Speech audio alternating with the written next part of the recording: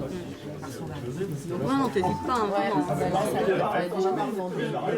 On se pose pour réfléchir comment on fait, c'est facile. Simplement, pour être membre associé, il faut être d'accord avec le projet de l'association et s'engager sur une charte que tout le monde a signée au démarrage des groupes de travail. Voilà, c'est cette charte qui fait acte d'adhésion, je dirais. L'idée, c'est de s'inscrire dans le courant de la pédagogie institutionnelle et de la psychothérapie institutionnelle, où chaque personne peut occuper une fonction. Alors là, vous avez presque au complet l'équipe consultation jeune.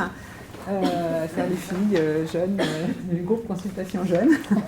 En fait, pour reprendre un petit peu l'ensemble du projet, vous savez que c'est dans le cadre d'un projet qui vise à penser un dispositif lycéen et également un pôle ressources en pédagogie institutionnelle et coopérative. Et dans ce cadre-là, on a pensé que c'était intéressant que ce soit des groupes de travail qui se mettent au travail avec des adultes qui vont réfléchir ensemble et travailler ensemble de façon coopérative pour penser les choses. Chaque situation est singulière, ce qui fait que l'adolescent nous impose de déconstruire tout modèle systématisé. C'est-à-dire qu'à chaque fois qu'on commence à penser en termes de règles de fonctionnement, on est à peu près sûr qu'on va rencontrer un adolescent qui va nous mettre tout ça à sac. Donc je trouve que c'est là où, sur le plan même de la pratique analytique ou enfin, clinique avec l'adolescent, c'est intéressant. C'est que ça nous pousse sans cesse à remettre en question nos représentations et même y compris la possibilité que ça puisse être pareil pour tous.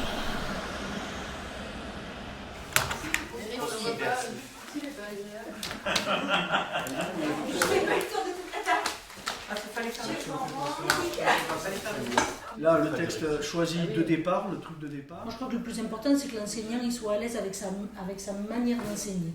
Il faut travailler en pédagogie institutionnelle si ça te convient, si ça te va, si ça te... Voilà.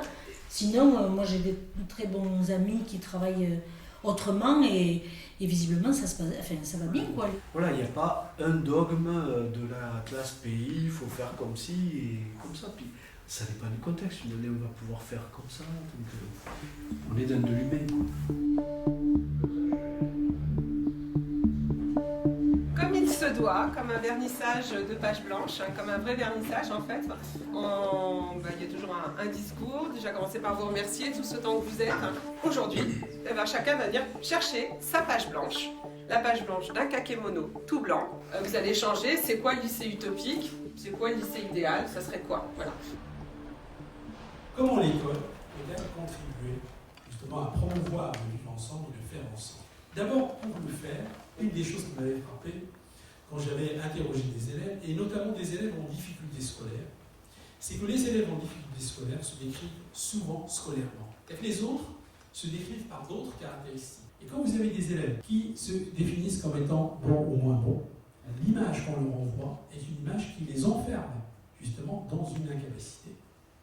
Et donc ça pose la question de l'attention qu'on doit porter aux élèves, parce que ce sont ces élèves-là qui vont faire la société de demain.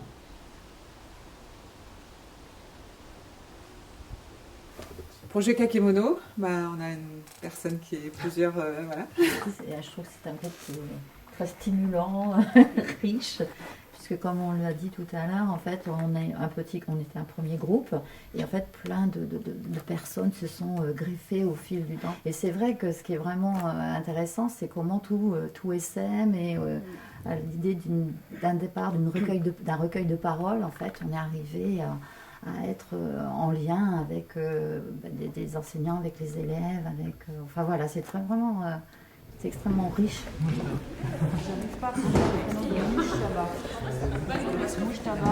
Nous travaillons autour de la réflexion autour d'un lycée utopique pour le projet Kakémono. On a un grand mot qui est apprendre, et puis il y a des écritures, etc. Nous, on est quasiment en phase de finalisation. Vous en êtes où? On travaille sur la pièce de Matei Wiśniek.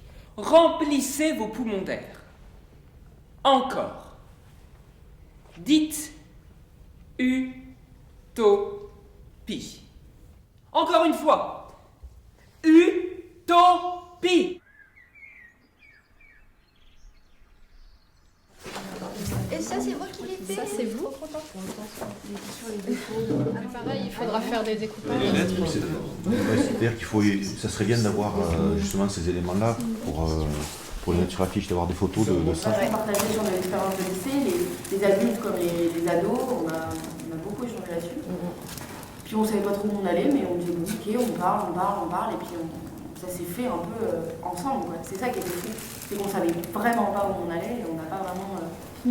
Ce qui est très étonnant, c'est qu'on a le sentiment que c'est quelque chose qui est construit. Il y a un début, une étincelle, et après les gens parlent, exposent leurs expériences. Ensuite, il y a un nouveau dialogue, et puis après, vous partez sur des solutions très rapidement, et sur la réaction vis-à-vis de ces solutions, et puis après, sur la production vis-à-vis de ces solutions.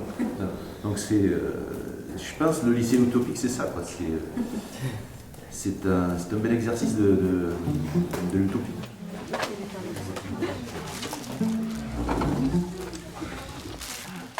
C'est bien de se retrouver, puis de retrouver, j'allais dire, une bande de copains ou de copines. Des copains au sens où Brassens parlait des copains, ou Malraux parlait des copains. Et d'ailleurs, si je peux me permettre, puisqu'entre copines, il ne faut pas s'en laisser passer une, je pense que c'est pour ça que ça me gêne un tout petit peu de commencer par le côté théorique, etc. Mais je vais le faire, t'inquiète pas. Voilà, c'est une sorte de sine qua non de toujours commencer par un quoi de neuf. Le quoi de neuf, c'est à ça que ça sert. En fait, le quoi de neuf, il y a eu la fonction du café. Voilà. Oh, pardon. Oh, ben non. Ah non. Brassens. Ah oui. Ça c'est le sens de la fonction d'accueil. Programmer le hasard, Jean Houry, Brassens, fonction d'accueil, Pierre de Lyon, tout ça. Vous l'avez fait exprès, ça.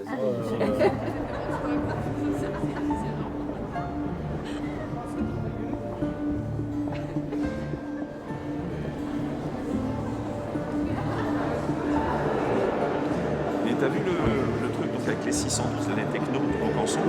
Et en fait, ce qui est drôle, c'est que t'as vu celui de Darsonval, t'as l'impression qu'en fait, ils ont bossé, eux conçoivent l'extérieur et Darsonval conçoit l'intérieur. Oui. Ça, c'est génial. C'est la complémentarité des projets. Ouais, ça c'est génial, je trouve ça génial.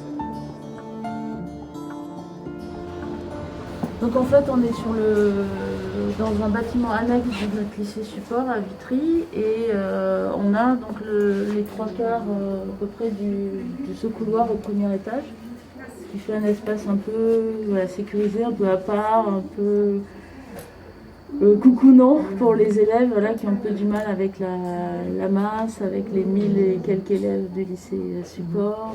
Et donc du coup tous les élèves le matin vont passer par la salle des profs. Alors c'est la salle commune qui est vraiment le centre névralgique, le cœur, le ventre.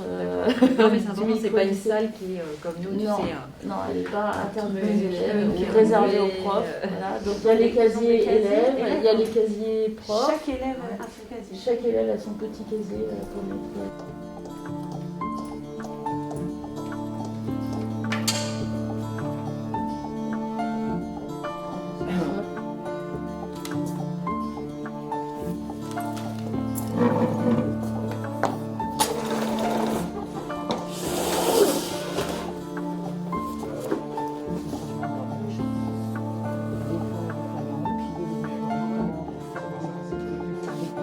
Donc c'est cette salle-là.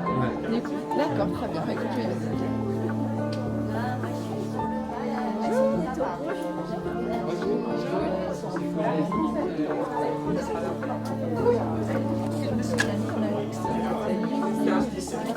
Salut.